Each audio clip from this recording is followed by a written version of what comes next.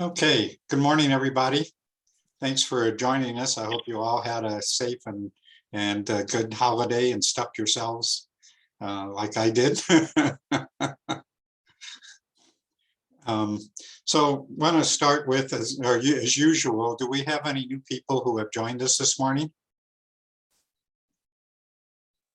This is Josh Nisbet. I'm new this morning. Okay, and Josh, you want to tell people who you are, please? My name is Josh Nisbet. I'm with Team Fishel. My office is in Chandler, Arizona. We're headquartered in Columbus, Ohio, but we're an underground utility contractor and one of the largest fiber installers in the Southwest. And I handle business development for the West region for Team Fishel. Great. Thanks. Welcome, Josh. Thank you. Anybody else that's new this morning? My name is Michael Sutton. I look after game-based learning in higher education and corporate environment. Okay. Are you independent, or you work for someone, or? Yes, I'm independent. Okay. Anybody else? Okay. I will go. My name is Meredith Brewer. I am the Health and Wellness Supervisor for NACOG, Area Agency on Aging. Okay. So I oversee our health and wellness programming, and we're looking to trying to help our older adults in the northern 4 counties gain access to broadband and digital literacy. Cool. So Meredith, you'll probably want to connect with Cindy Hogan here, if you haven't already met her. Okay, anybody else? All righty. Okay, why isn't this working here? Okay, well, welcome everybody. Glad to see you all here this morning. As always, I'd like to thank our sponsors, Care First Arizona, the Satellite Broadcasters Association, Valley of the Sun United Way, and Khajiit. So thank you all. Appreciate the support. Okay, this is not what I want here.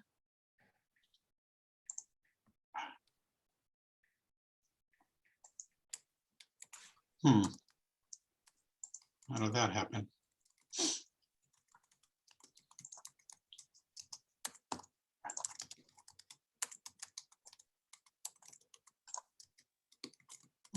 That's weird.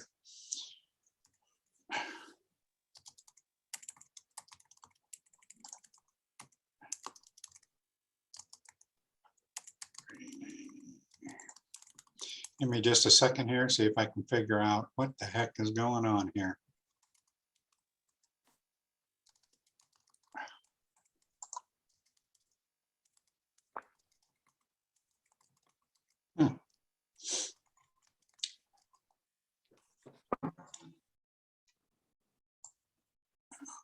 That up there. Okay, anyway, thank you all again for being here this morning. So a couple of quick things. First of all, the holiday schedule. Of course, this should be updated.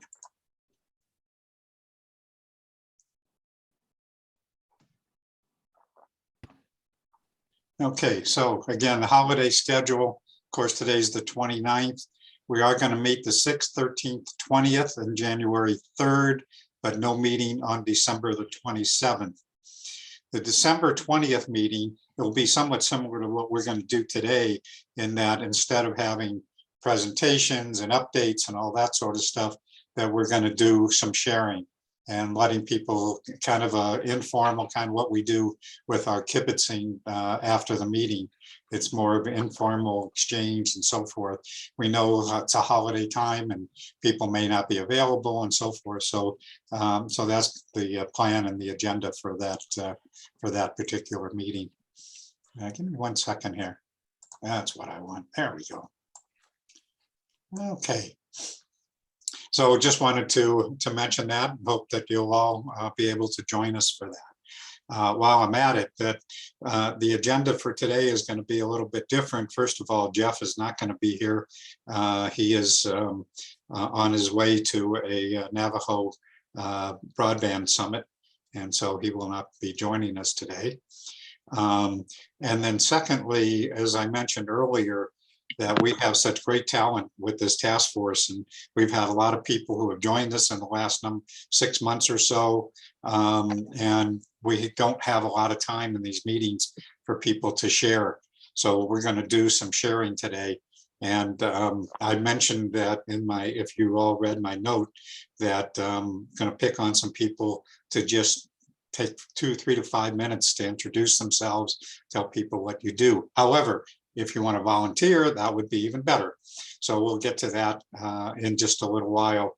Again, a reminder, if you haven't been, as I do every meeting, is if you have not filled out our Google form with your contact information, please do so, so that we have, so we know who's participating, how to find you, and that sort of thing. So just want to remind you. Also, I've had some people have asked about being a sponsor of AZBSN. And there is a link on this page, and I'll be glad to send you an email on how you can become a sponsor of the task force. So let's see, what else do I have to talk about this morning? So let's see, got the meeting schedule. So just a reminder that we do our kibitzing with colleagues after this meeting. Again, it's informal. If there's no agenda, there's no presentations. Those people who choose to stay online after the meeting are welcome to join us and to just chat with us. So again, you're all welcome to do that. So with that, I'm going to jump into to getting into our presentations this morning. As I mentioned, Jeff did send me a note that he couldn't be here this morning, but he did want me to remind everybody that the date for submission of the grants is changed to, Karen, what's the date, the deadline date, do you remember? January 31st, Steve. Okay, January 31st. So you still have some time to get your grants written and submitted. Great opportunity to fund some projects here in Arizona. So encourage you to do so. Mala, I don't know if you're online. I know you've been on break. Are you here or not? Yes, I am. Hey, Mala. So I hope you've been enjoying your break. And so you and Holly, I see Holly's online also, and Nicole. So you guys have some things you want to tell us about the State Library? I can go first. I'll update you on the E-rate situation and the EBB. The E-rate 33 waves have been, of funding has been released, and Arizona has been funded for $101.8 million.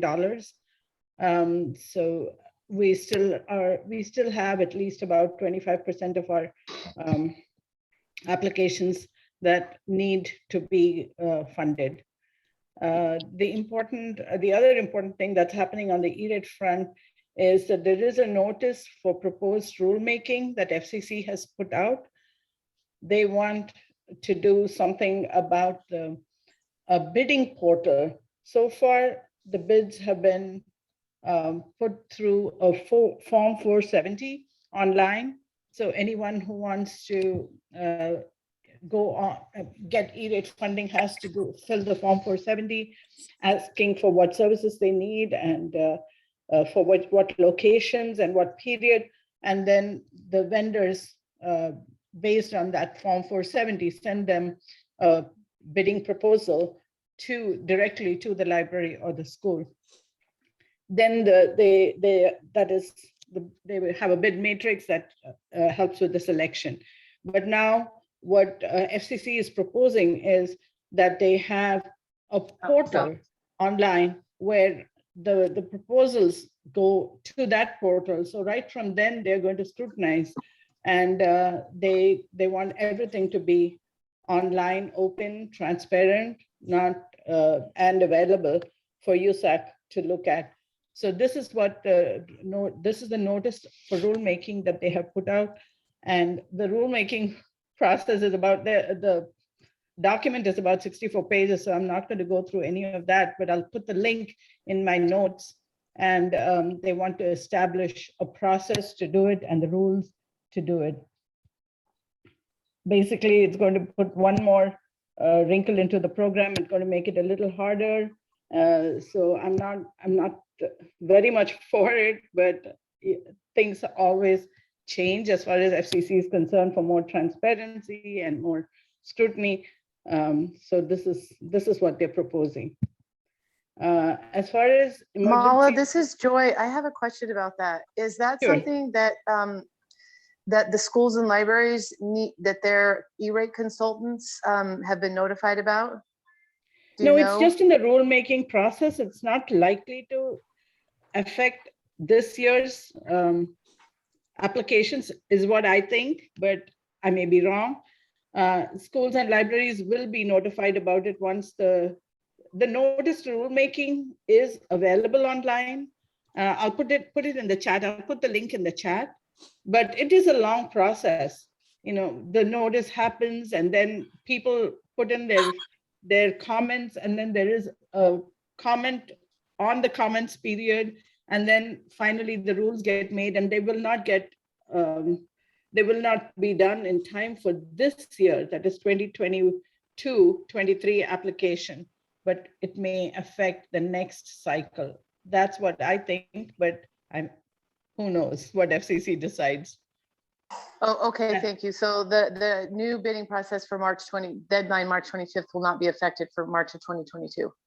I don't think so. I don't think they will Okay. work fast enough to make that Okay. happen, because it's a process.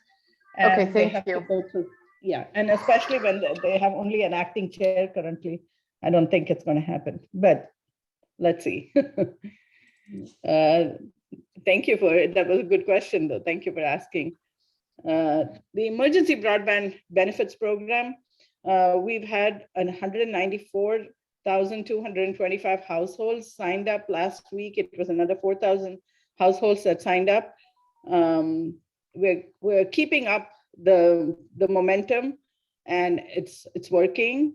There is still a lot of money, but what the problem, the wrinkle is that this is going to be available till the 31st of December, and then we move to the new Affordable Connectivity Program. This is the new version of EBB. The changes that this is a $14 billion program, and the good thing is that because they found that it was so well received, they decided to make it. Congress decided to make it permanent. It is permanent as permanent can be.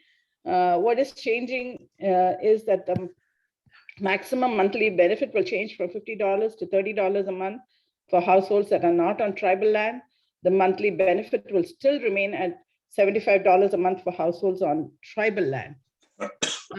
Households also have new ways to qualify for it, for Affordable Connectivity Program, such as those that are on the WIC, the WIC benefits program, or income below 200% of federal poverty guidelines are eligible. Those that were eligible before because of loss of job or furlough have to reapply to show that they still are furloughed or still haven't got a job. So they still have to do that in order for it to continue beyond December 31st.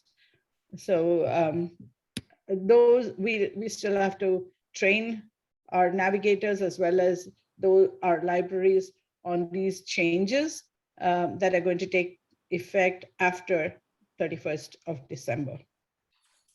But I'm really glad that the program is continuing, because it is a useful program and it has been well received. Any questions on that? The ECF program we haven't received any funding, additional funding after the fourth wave. So we're still waiting for review and release of funding for the ECF program. Back to you, Steve, if there are no questions. Mala, just to remind people about what ECF is.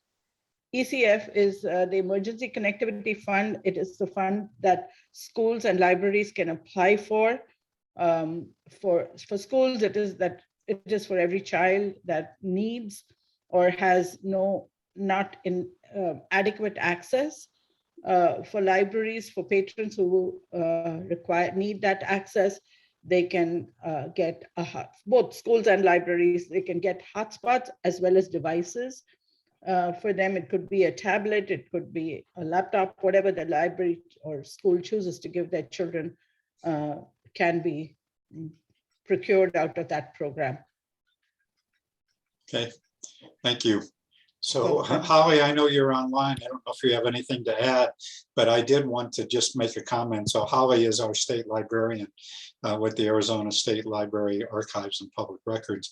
And I just got to say, Holly, and I've said this many times, that you have an awesome operation. And so really appreciate all the support that the state library provides. Thank you, Steve. I really don't have anything to add, just my team members. I don't know. And Nicole is on. I don't know if Nicole has something to report this morning. Yeah, Nicole, you have anything that you want to comment on? Sure. So a lot of the same from last week when we gave a little bit of an update, but Mala mentioned the changes, the changeover from the EBB program to the ACP. So we're preparing our navigators to be kind of updated information hubs to be able to share that out and continue to help people that we get calls about. We're in the process of hiring additional navigators because we've been doing some targeted advertising to Spanish speakers in Arizona. So we want to make sure that we have enough Spanish speaking navigators to support some of their learning needs. I think I mentioned last week that our LSTA grants for libraries in Arizona are available. So those include express grants for Wi-Fi expansion, as well as continued Wi-Fi hotspot lending, as well as additional library and community-driven projects. This week, we are getting ready for our first Arizona Digital Inclusion Network meeting, which is really a targeted discussion for different doers on the ground. So that's Cindy and Sharika and I are leading on that. And I think those are the main things for right now, Steve. Okay. Let's see, Nicole, I was going to ask you about something. Well, it'll come back to me, I'm sure, in a couple of minutes. Oh, I know. So can you just tell people quickly about the navigators that you have and what they do? So currently we have 7 part-time, sometimes half part-time employees. They're contractors that the state library has hired and supports and trains to provide one-on-one phone-based or Zoom-based digital literacy skills training, as well as supporting people with figuring out available discount internet offers in their zip code or where they can get devices, or sometimes just hearing out people's tech grievances or anxieties about getting online. So it's a really important role that typically we'd see in maybe a library computer lab where there would be a friendly attendant who could provide some of that one-on-one support, but we're doing it virtually. So these library staff are located all over Arizona, and we support calls from all over Arizona as well. Great. It's an awesome program. Thank you so much to all of you at the State Library. Janet, are you online? Don't think so. Sophia, I saw that you're online, but you didn't really have anything you want to say? Yep, that's right. I don't really have any updates from the Department of Ed, but I'm happy to answer any questions anyone has. Okay. And Mylon, are you online? Apparently not. Okay. And Leah, I don't believe you're online either, are you? But Derek, I believe you are.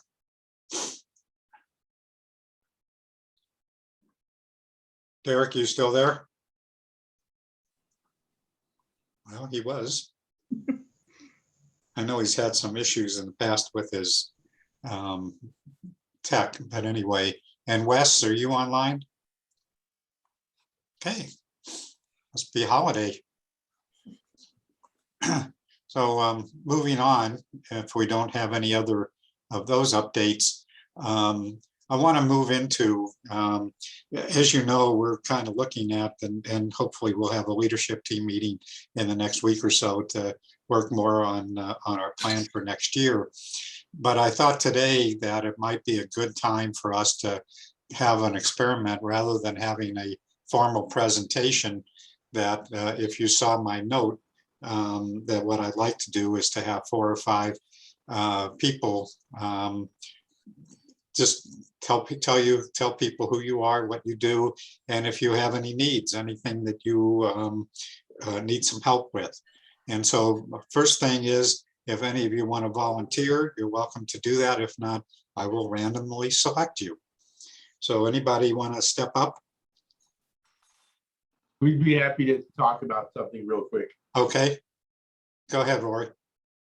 So I thought it might be important for the group to understand some of the new technologies that we're dealing with in our world. So Triad Wireless is a wireless internet service provider. We won 5 of the bids from the Final Mile project, and we targeted all 5 cities or all 5 districts to be completed in 4 months. We're probably going to miss that by 2 weeks because of some equipment delays, but we should literally have a couple hundred kids in 5 towns deployed with the ability to deliver up to 600 megabits per second per house in 120 days. That's only one of the technologies that we're now playing with in the field. So I wanted to make sure, so because of that, we've developed our own rapid deployment team for that particular purpose. After we won the bids, we got the first area up in 45 days. You can say we had some equipment delays. We just finally got them in, but we'll have all the rest of them done in the next short of Chevelon Butte, which has got some fiber issues up there, which we're still working out with Mylan. But we will have the equipment on site and operational, they say within 120 days, roughly from the time of the award of the bid. So I want to make sure the group was aware of that.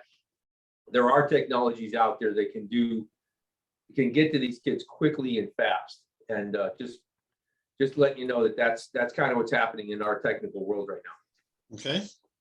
So, Thank you. Rory, did you say there are 200 homes in total for the 5 projects?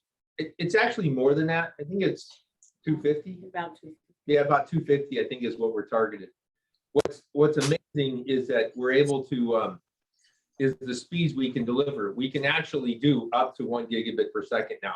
In these towns, we're going to be, but in non-line of sight environments, we're going to be limited to we're going to offer them up to 300 meg, but within 18 months or so, we should be able to get that to 1 gig.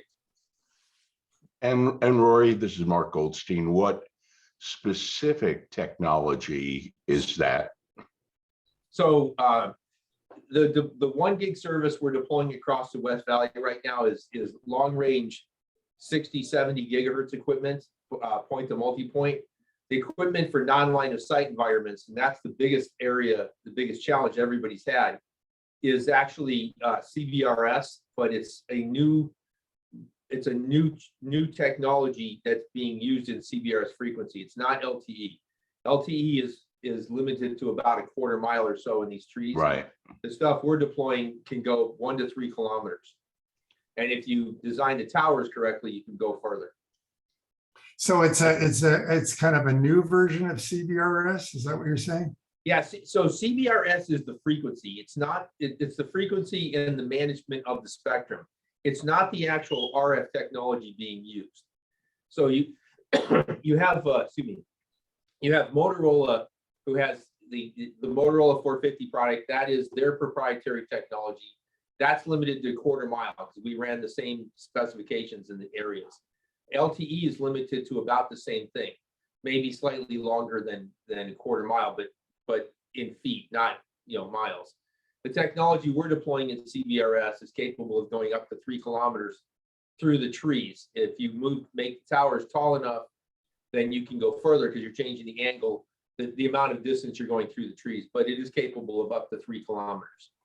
We're going to be seeing about one and a quarter mile in the areas that we're in. And it should be fun.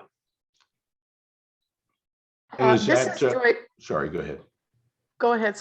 This is Joy Whiting. I'm just wondering, were you awarded the bid for the Holbrook Unified School District project? I We attended are. your presentation in ARSA. Oh, okay. We are. In So- fact, that equipment just came in last week, so we're getting it scheduled right now. We're waiting for the contracts for us to put equipment on the property. We call them Okay. site lease agreements for obvious reasons, for insurance reasons. So once they're done, our boys will be on the road. Perfect. And Rory, the actual vendor equipment for that is that I know of one company that does stuff like that, Toronto Wireless or That's exactly what it is. It's Tarana equipment. Interest. How do you spell that? TARANA.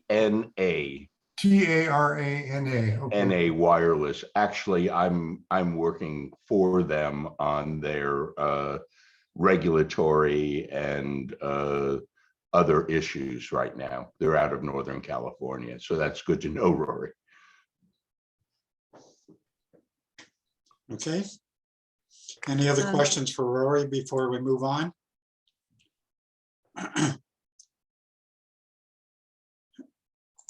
Okay. Tarana, just to make it clear, Tarana is the non-line of sight go-to product, but we're also deploying Mimosa and Cambium equipment, Mimosa and Ubiquity equipment in other areas. Steve, this is Tracy Beal, Tracy. and I just wanted to say, well done, Rory, and the whole Final Mile project is such an encouragement that during some of the toughest periods of time, incredible innovation and collaboration is happening from multi-sectors to really accomplish what is needed. And I'm a leader of School Connect, which is a nonprofit that helps build strategic partnerships with businesses, government, nonprofit, and faith communities around schools. And so we highlighted West Brownfield and the Final Mile project in a recent podcast that we did, but we'll also be telling that story at our School Connect Summit, which will be happening on January 25th at the arena at Grand Canyon University. Because sometimes, we really need to be good storytellers of the incredible work that is happening with everybody who is on this call. So many different groups working together in collaboration to meet the needs of students and families, and of course, outside of students and families as well. But I just wanted to say thank you so much for the hard work that you've done and what a difference it makes.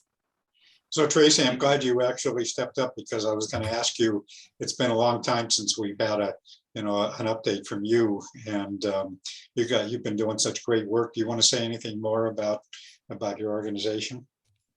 Sure. So I think what has been so powerful for us is that there are many organizations and individuals who really want to make a difference. They just don't know how. And so what School Connect does is bring the parties together with the whole school district or with individual schools. And we've been focusing heavily on rural school districts. So working with Wes and different rural superintendents to really build kind of this collaborative atmosphere and really build win-win partnerships. And so that is a powerful thing for us. And of course, we got to work with Nicole and Mala and Cindy and Common Sense Media as well, Elena, to build, the initial connect-arizona.com website, now taking it to a whole different level with digital inclusion. And then we're able to work with the City of Phoenix and the Department of Education and a faith community who raised $1.5 million for computers. So we were able to get this last year, 12,000 computers for free to school districts, not only in Phoenix and Maricopa, but also rural school districts. So that's such a pleasure and joy to get to do that.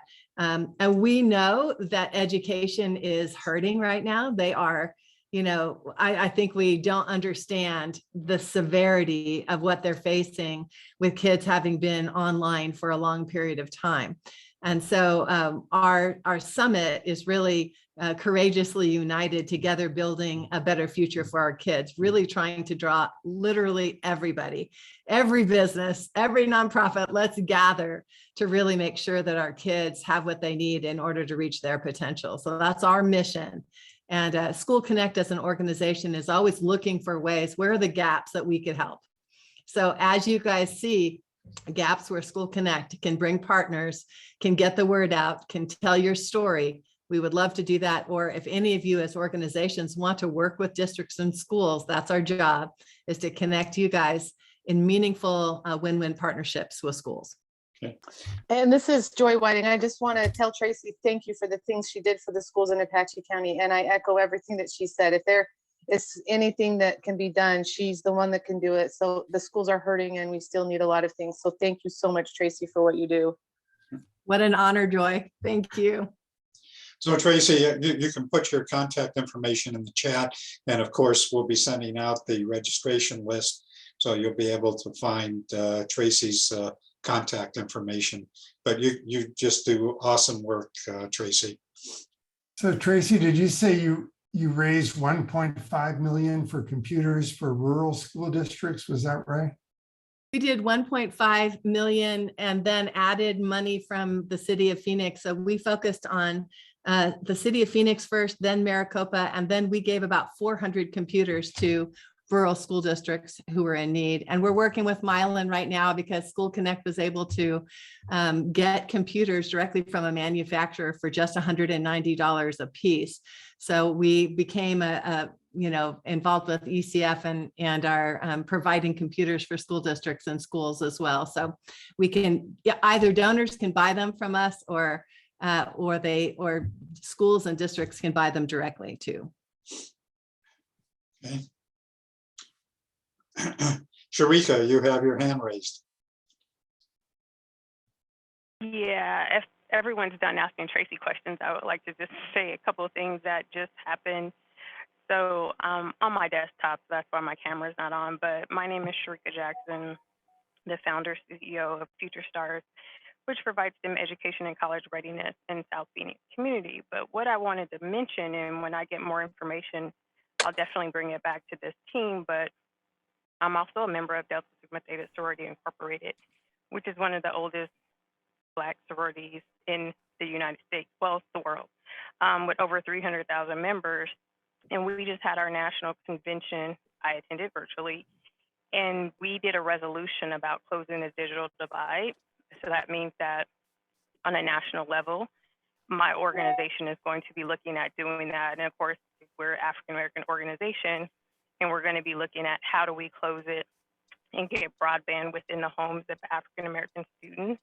And so I'm tasking my chapter with us being involved in this.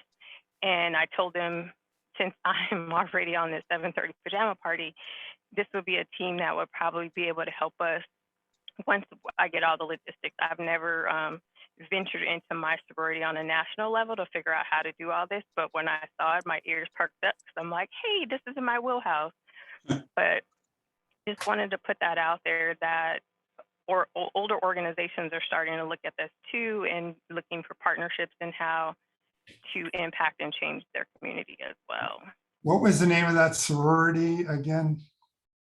Delta Sigma Theta. Delta Sigma Theta, okay. So Sharika, do you want to just tell people a little more about what you do while you're at it? Sure. So I am have partnered with a $1 Million Teacher Project and other organizations, and we've been providing computers. I think we provided over 500 computers within the last year of COVID, laptops and computers. Also worked with Tracy to order some brand new ones as well. I'm glad I was able to work with her on that. And so we've been still working on that. I'm getting more devices, getting more schools signed up, because we go through the schools, Title I schools, and the schools then give them out to the families. And so we've been working on that. But also what I do, which I have a 9-month STEM program that takes place in 2 communities in South Phoenix. And we are in year 7. And in April, we will be bringing back our live in-person STEM fair in South Phoenix, where we have over 300 attendees doing hands-on STEM activities. So I'm excited. I mean, of course, we'll have our mask on and COVID protocols, but the fact that we're going to be able to be back in person. So I'm excited because I had to do it 2 years virtually. So because COVID shut it down 1 month before our live event. So that's a short synopsis of what I do. Okay, any questions for Sharika? as you can see, we have just phenomenal people doing some great stuff here in Arizona. Thank So you. anybody else want to talk about who you are, what you do, what you need? Okay, I'm going to put Kirk on the, Kirk, are you still there? Mala's hand is up. Oh, I'm sorry. Go ahead, Mala. Steve, I just wanted to comment on Sharika's, what Sharika was talking about. I wanted to let people know that education superhighways, which work a lot with schools and libraries on E-rate, and they went, they hibernated for a little bit and they've come back up with a new project called Leaving No Household Behind. And they're coming up with a plan, a national plan on what they can do to help connect every household to the internet. So just wanted to alert you, and once the plan is up, I will share it with everyone on this forum. But that's their new initiative, and this is Education Superhighways that's doing it. So Tracy, before I forget, do you have an announcement yet of your summit coming up that we can share with people? Sure, I can send a save the date, and I think on Tuesday registration will start. So I can send that to you to send out to everybody. Sounds great. Thank you. Okay. Anybody else? Somebody else have their hand up? I'm not seeing it here. Somebody else wanted to comment? Brian has his hand up. Okay. Good morning, everybody. I wanted to just take a moment, if I could, to share and thank you, Steve and Ronnie, for inviting me along to the meeting here. I'm with Sprocket Communications. My name is Brian Petho. We're a wireless internet service provider. And as Rory mentioned earlier, we're using some of the technologies to deliver the higher speed internet capacity to the end user. I was invited to this this stakeholder network in collaboration with Ronnie and the Sahuarita School District. We put, and the Better Together group, we put together a project within the Sahuarita School District to provide internet to some of the kids that were on the student support programs such as SNAP. So we're providing internet to some of those kids within the areas. We currently service Mount Lemmon, Mexico, Vail to 3 Points area. So Sahuarita kind of fell right in the sweet spot of that. Sahuarita Schools has been very, very strategic in helping us place some of the equipment at their facilities so we can reach kids within the school district there and provide internet to them. So that's it's been fun, been rewarding most of all. Obviously, partnering with the nonprofit and the food bank there, as well as the schools, they know exactly where to put the resources. So we've been able to strategically identify the students in need and get there quickly. We've been working on this for several months. We've gotten most of the students that were not able to get connectivity with Cox. We would do it on a wireless side. We've been able to provide the majority of the students. We have some students that we weren't able to service based on just the topography and, you know, the lay of the land as you go down I-19 corridors. Everybody knows it's very challenging. So we've got the majority of the students that were referred to. Ronnie can probably talk more to that, but you know, obviously our biggest challenge in any of the line of sight, even non-line of sight, in order to provide good connectivity, is getting vertical infrastructure to mount facilities for distribution. So like I said, Sahuarita Schools has been very gracious and strategic in that effort. So we're obviously excited with the Arizona Broadband Grant opportunity here. I think one of their biggest challenges is to strategically place the money and align it with the proper parties to get the solution out there to everybody. So You know, as we move forward, like I said, that's going to be the biggest challenge. Obviously, it's a short window, but with the resources, I think in this group, and obviously those that aren't in the group and those that are participating in the grant process, I think that they'll do a fine job. And again, it's quite a challenge, but I think with the group, with the talent that I see here, certainly we'll be able to get it done. So, and I just want to say thank you again for the opportunity to share and be a part of this group. Great, thanks, Brian. Thank you. So Lisa, do you want to just you put a note in the chat? You want to just tell people quickly what you're working with and the meeting you have tomorrow, please? Sure, thank you. Can you hear me? Yep. Okay, good. So I'm with Arizona State University, the Broadband Access and Equity Initiative. So we've been working like everyone else to get people connected who, you know, the poorest of poor and those who are in the rural areas connected. We've written a course, an OER course on broadband and how to become an activist.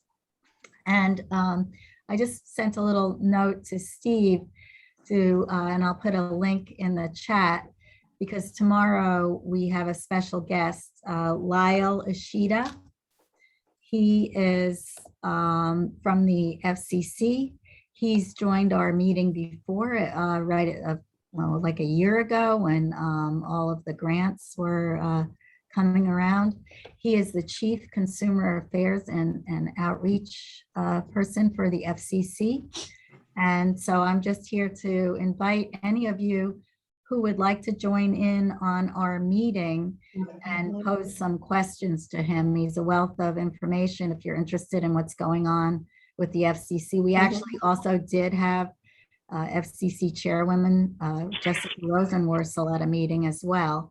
And he would be second in command after her. So I'll put the information in the link, and I would like to invite any of you who would like to join. With the time change, Steve, maybe you could announce the time, Arizona time, because I'm in Florida on Eastern time. Okay. It's 4 p.m. Eastern time. I think we lost an hour when we changed the clocks and you didn't, so I don't want to mess anybody up on that. Okay. And so Lisa, just everybody that group meets every Tuesday at 2 o'clock. Is that right, Lisa? It's 4 o'clock Eastern time. So would that be 2 o'clock Arizona time? That's what I just want to make sure. I believe so. Right. Okay, because I know a couple of weeks ago when we changed the clocks and you didn't, things got a little bit different, but it's 4 o'clock Eastern time. I'll put the information in the chat. Okay. Any questions for Lisa? Okay. Anybody else want to share? So Kirk, are you still there? I've been trying to get you to do a presentation. Are you online? I guess he's not going to talk to us this morning. So Manny, you've been great. You've been great regular participant. You want to tell people about, you know, what you're doing in Sarita? I'm sorry. Kirk Bush says he's on a Teams meeting on another screen. Okay, didn't see that. Okay, thank you. Manny, do you want to talk a little bit about what's happening down in Sarita? Thank you, Steve, for the opportunity. As Brian was mentioning, we're working with Ronnie on that project, which has been doing great. And lately, we just got the ECF approved for 1,125 Chromebooks, which is really, really good for us. You know, we want to be ready for any remote learning surprises like we had last year. And yeah, I couldn't understand. Manny, could you repeat that? I didn't understand. Who is Ronnie that you're working with? I don't know who that is, first of all. Ronnie Cinch, can I'm here. there she is. Ronnie Singh. Ronnie Finch? Singh. Oh, Ronnie Singh, the one on our call. Okay. Yep. So I work with the Sahuarita Food Bank and Community Resource Center. I'm currently the Community Resource Center Director. And what we've done is I participate in different committees. One of them is the Better Together, where we've acquired some funds to connect students that have no access to internet or no funds to internet. And we partnered up with the Sahuarita Unified School District, with Cox, and with Sprocket to make this happen for our students. We've currently connected about 38 families. We know there's a lot more families that are not connected. So we just collaborate with Sahuarita Unified School District and Continental School District to get the information out there and get families to sign up. And then we pay for their internet until our funds run out. We currently have a new building opening up in January, and where we'll be doing some digital literacy and closing the gap between some of our senior population and teaching them how to handle their smartphones, computers, iPads, and all that. So yeah, there's a lot that we're doing within our community. Awesome. So Manny, first of all, can we go back, Manny, to you and just tell people who you are down there in Sahuarita and anything else that you want to add? Absolutely. Thank you so much. I am the Sahuarita Unified School District IT Director. I started last July. And, you know, as Ronnie and Brian were mentioning, we're doing a lot of things, you know, together, and we're teaming up to help our community. We are working on, you know, normally we do this every day, right? To get the students connected and have them use the latest technology. And we're, as Mala was mentioning, we're using the ECF, the Emergency Connectivity Fund. We applied for it and we received 1,125 Chromebooks that we are going to add to our school network, and to be used by the students and also by some teachers that, you know, that are in need. And obviously this kind of efforts and teams that we're participating in are providing a lot of opportunities to our community. And besides, you know, taking care of the curriculum and all the stuff that it's part of the everyday work here in the district, we're trying to find some other opportunities to get some funds and more devices for our students. Great, thanks. Any questions for Manny or Ronnie? Okay, so moving on, Debbie, I'm going to put you on the spot again. You want to tell us a little more about what you? Yep. Yep, Debbie. Would that be okay? Okay, awesome. Can you guys see me? I'm a little fuzzy this morning, I think. Can you guys hear me okay? Yep. My internet is unstable, it's telling me. That's good for a tech support company, right? Hi, I'm Debbie from Gentech.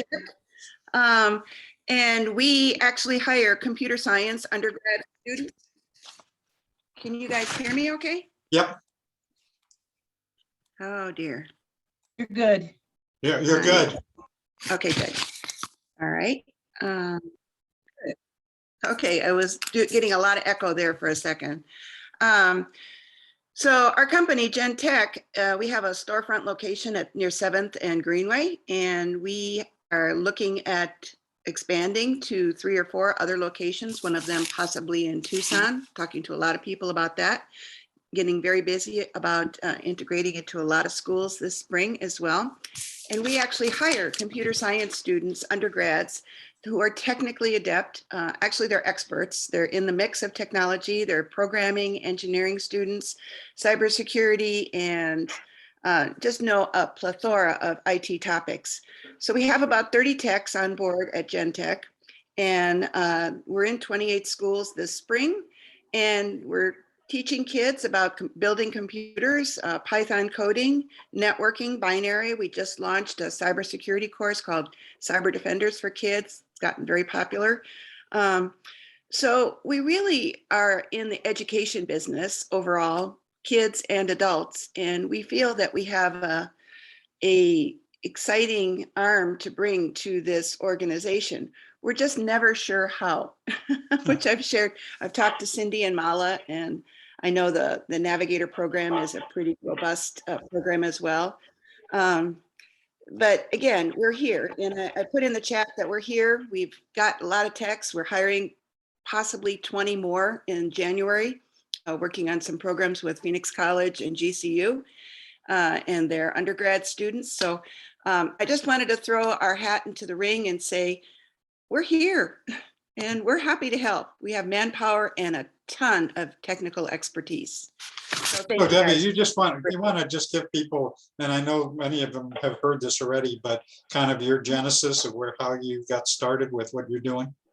I was just a technology teacher for 20 years and realized that technical kids have a lot of ingenuity and technical expertise to offer to the rest of the world that are not so technically proficient.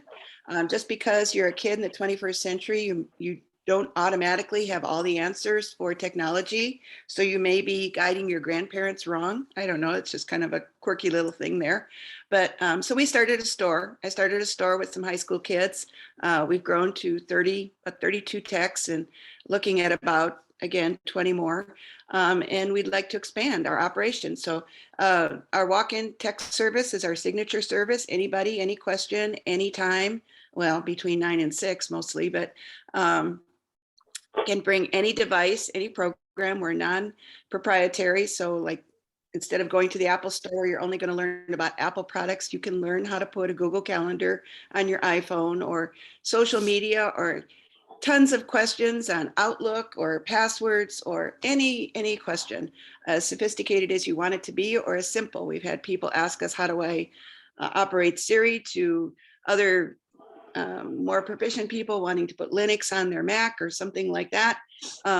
So any tech question, I can't emphasize that more, that our techs know all of the answers that walk in the door, from items that were just invented last week or last hour to something that's been around for years and years. And we are a technical company that answers any technical question. We do home visits, virtual visits. We teach coding and robotics in the store, as well as looks like about 28 schools in the spring. So anything tech is Gen Tech. In fact, Gen Tech is all generations, genuine service by Genius Techs. That's us. It's pretty exciting that it's very giving kids consistent with what an we're. opportunity, especially college students, an opportunity. Yeah, I think that's one of the unique things about what they do, is that they have that they work with young people and give young people an opportunity, and it's consistent with our interest of engaging young people in this in the challenge here. So right. Okay, thank you. Any questions for Debbie? So how about if we do one more and then maybe Thank you for the opportunity. You bet. So let's do maybe one more and we'll end early today. Anybody else that wants to share?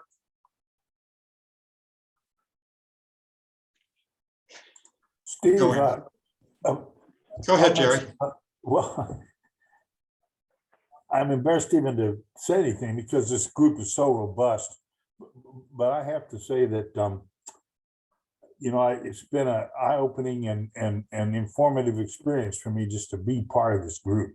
I mean, everybody contributes so much. All I do is just absorb information. But the interesting thing about this group is that it's getting things done. I've been in my career, which has been long, and I'm mostly retired now, but I have been on groups and boards and stuff that just sit around and talk about what they're going to do. This group is just nothing short of amazing. The people and the power to help. And I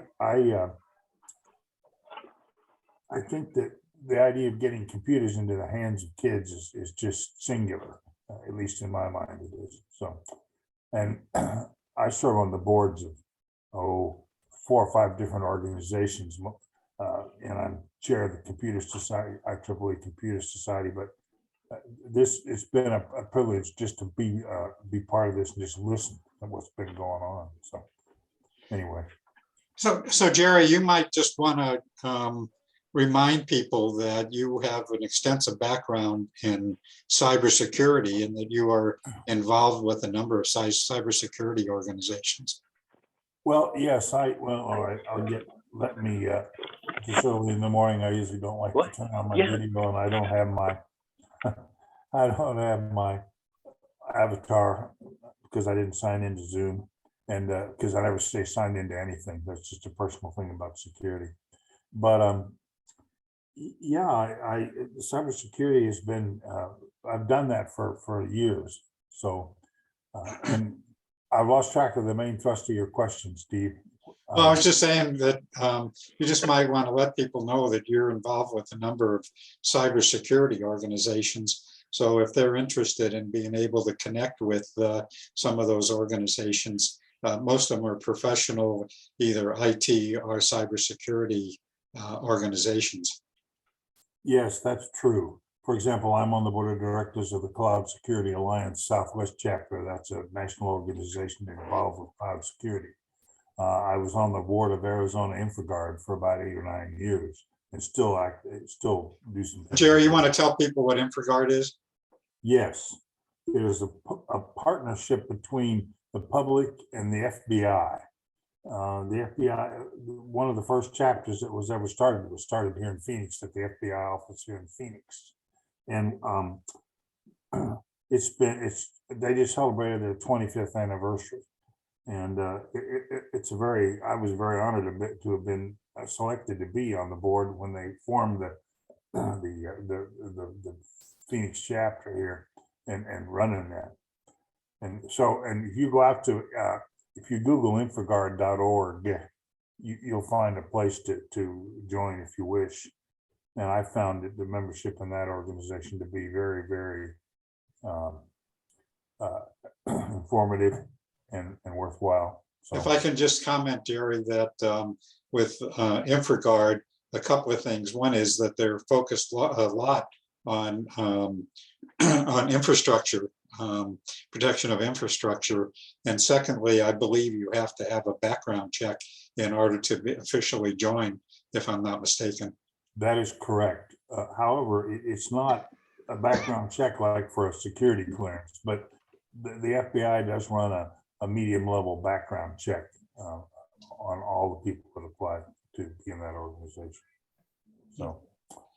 And they do send out notices pretty regularly. I am a member of InfraGard, and they do send out notices about different threats and so forth. So it's certainly is good to have access to InfraGard. Jerry, is it InfoGuard or InfraGard? INFRAGARD, no U in Okay. guard. Thank you. InfraGard, yeah. Okay, Brian, you have a question or comment? Brian, I see your hand is raised. Jerry, in the meantime, do you want to mention the IEEE Computer Society meeting December 8th? I did put something in the chat about that with the link. Excellent. Yes, our December meeting is a week from Wednesday night, the 8th, that's the 8th. And we are pleased to have for our speaker that night, Martin Goldstein, who is going to talk about 5G and 6G and basically the future things in electronic telecommunication. I forgot the exact title of your presentation, Mark. Next Gen Wireless. Next Gen Wireless, thank you. And Mark has presented to us, we meet 6 times a year. And Mark has presented to us for the last 6 or 7 years in a row at our December meeting. And we always like his presentations because they're so jam-packed with information. And we will be meeting via Zoom. And if you go out to the link that Mark put in the chat, you can register, and our webmaster and secretary will send out the URL to the meeting on the day of the meeting. And so, Jerry, if I can put some words in your mouth, and maybe I'm off base here, but if people have questions and need some help regarding cybersecurity, that perhaps you can help connect them with some folks. I can try, yes. We have, yes, the answer to that question is yes, Steve. Yeah. People could email me or something, so but I started with ADIC a long time ago, and that's how I got into this group. And I remember that I wrote some articles for a magazine, the local PCUG user group. I wrote some articles about the internet, Phoenix PC user group, back in the day when people needed user groups to tell them how to use computers. And Mark sent me an email and said, why don't you come to some of our ATIC meetings? And that's how I got involved in this entire process. So. I have a Well, we're lot more glad to hair. have you, Jerry. Oh, thank you. I'm just constantly in awe of the people in this group, and I've learned so much by just listening to the what's going on, you know. So anyway, thank you. Okay. So one more and then we're done for today. Anybody else? Going once, going twice? If not, I think we're done for today. Thank you all. So just a little feedback. How did you feel about the meeting today? Was this a good thing to do? Was this useful?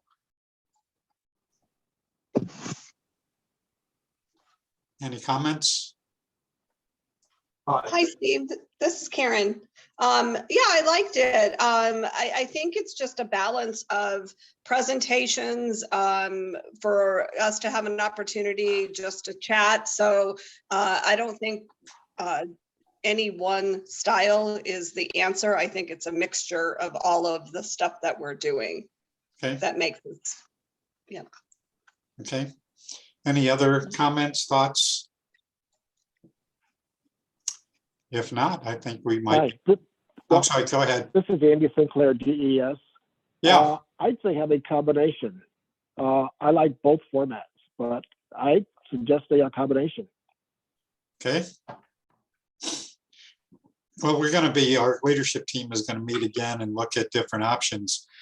Just a reminder that our meeting on, excuse me, on the 20th is going to be similar to this, although we're not going to be having any updates or presentations like that. It's going to be more like our kibitzing, where people can just share information, ask questions, and so forth.